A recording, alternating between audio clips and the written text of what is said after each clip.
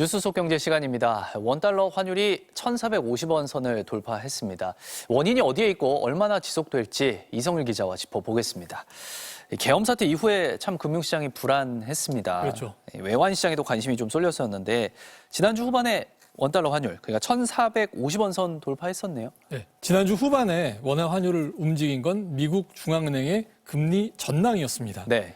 제롬 파월 미국 연방준비제도 의장은 기준금리를 0.25% 인하한 직후에 가진 기자회견에서 금리 인하 과정이 새 국면에 접어들었다. 이렇게 말을 했는데요. 1년 뒤의 금리를 지금보다 0.5%포인트 정도만 낮추겠다는 뜻이었습니다. 네. 그보다 큰 폭, 1%포인트 정도를 내릴 걸로 기대했던 시장이 충격을 받고 전 세계 주가가 큰 폭으로 하락을 했습니다. 다음 날 우리 외환 시장에서도 1,430원 선이던 원달러 환율 1,450원 선을 단숨에 돌파했는데 그 원화 가치가 그만큼 떨어졌다는 말이고요. 1,450원 선, 글로벌 금융 위기가 한창이던 2009년 초반 이후 15년 만에 처음 만난 환율이었습니다. 예. 물론 이 충격 우리만 받은 건 아니고요. 엔화, 유로화 등 전 세계 주요 통화가 달러와의 비교한 가격으로 떨어졌습니다. 하지만 원화 가치 하락이 상대적으로 컸고요.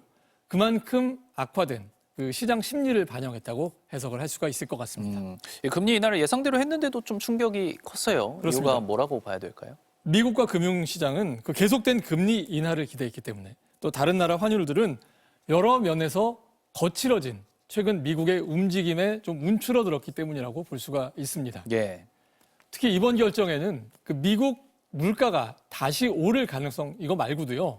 출범을 앞둔 도널드 트럼프 대통령 2기 정책의 불확실성이 주요 배경으로 지목이 되고 있습니다. 예. 트럼프 당선인이 공언한 전 세계를 상대로 한 보편 관세 이걸 부과하겠다는 정책은 미국 내 수입품 물가를 올릴 수 있고요. 이민을 제한하겠다는 정책은 노동력 공급을 줄여서 임금 인상을 불러올 가능성이 높습니다. 여기에 새 정부에서 재정 적자가 늘어날 우려도 다시 한번 불거졌는데요. 네. 지난주 미국 정부 셧다운을 앞두고 임시 예산안 협상을 했는데 트럼프 당선인이 정부가 지는 빚의 규모에 제한을 없앨 것을 요구해서 양당의 협상을 아주 곤란하게 만들었습니다. 결국 공화당 하원 의원 38명이 민주당 반대표에 가세를 해서 트럼프의 요구가 실현되지는 않았지만 이에 따른 의구심이 상당히 부푼 상태입니다. 이게 달러에 비해 약세인 통화, 그 가치가 낮아졌다는 뜻인 거죠? 그렇죠. 예, 이게 우리만이 아닌 거죠, 근데? 네, 달러 가치만 지금 오르고 있는데 이 추세는 사실 아주 강한 미국 경제가 뒷받침을 하고 있습니다. 예. 우리나라를 포함한 주요 경제의 그 올해 성장률은 기껏해서 잠재 성장률 수준이거나 그에 크게 미치지 못하지만 미국은 이를 훌쩍 뛰어넘어서 사실상 경기가 과열된 상태거든요. 지난 금요일 일본 중앙은행이 예고했던 금리 인상을 미뤘고요. 중국도 경기 부양을 위한 돈 풀기를 지금 예고하고 있습니다. 엔화, 위안화 모두 환율이 더 하락할 가능성이 있다는 뜻이죠. 예. 그런데 특히 중국 위안화는 우리 원화 환율을 끌고 다니는 그런 통화라서요. 원화 약세에 앞으로 좀 무게를 더할 수 있는 상황입니다. 원화 가치가 떨어질 이유가 좀 많네요.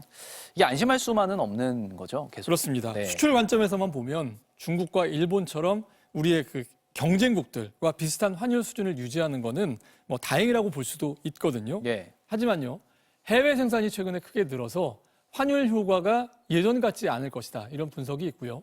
최근에 해외 투자를 늘린 대기업들에게 불어난 달러로 표시된 부채, 이게 늘어난 것도 부담입니다. 예. 수입 물가가 오르는 건 또 다른 차원의 걱정이죠. 곧바로 물가를 자극할 수도 있고요. 안 그래도 부진한 내수 회복을 더디게 할 가능성이 높기 때문입니다.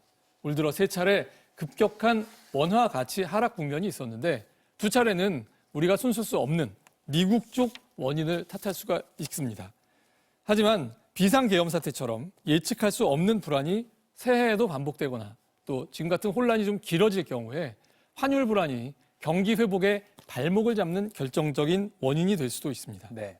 연말 들어서 국내외에서 내년도 우리 성장률을 좀 낮춰잡고 있는 상황인데요. 과거 두 번의 탄핵 심사 국면에는 2004년 중국의 경기 호황, 또 2016년 반도체 산업 상승세라는 호재가 있었지만 지금은 그때와 180도 다르다는 점, 앞으로 대응해서 유념해야 될 부분입니다. 예, 이성일 기자 잘 들었습니다.